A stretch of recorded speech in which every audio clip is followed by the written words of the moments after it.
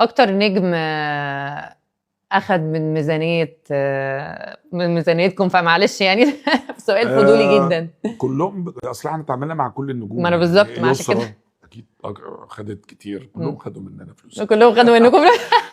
يسرا، نيلي كريم، منى، خالد النبوي، كلهم بياخدوا اصلهم كلها حاجات صح، يعني مستوى قريبه. مش عالي. هقول لك مثلا ده بياخد 1 وده بياخد 20 ايوه 18، مش مليون، انا بتكلم بنسب يعني نسب. يعني اللي بياخد 18 ده بياخد 19 ده بياخد 17 ونص، كلهم قريبين من بعض. بس احنا الشركه الوحيده اللي كنا بندفع اقل اجر للنجم. والله ومع ذلك بيعملوا معاكم كتير. ليه؟ لان هي النجم اللي جاي هو ضامن ان احنا هنصرف على الانتاج مش على النجم.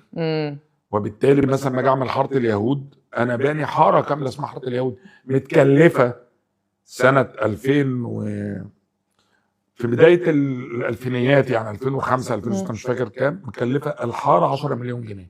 واو. يعني بتتكلمي في اكتر من 2 مليون دولار بس بنا. فالنجم اللي جاي اللي هي مثلا كانت منى وكان اياد، هي جايه حتى لو هتاخد اقل بس هي عارفه انه هيتخدم، عارفه ان النص مفيش حاجه المفروض تتعمل ما تتعملش، المفروض نسافر لا هنوفر السفر، مفيش. فدايما كانوا بياخدوا قال انهم ضامنين كواليتي، لان ده بيعود عليهم بعد كده اعلانات بالظبط، والعمل طالع كويس، وسليبرتيز وهكذا.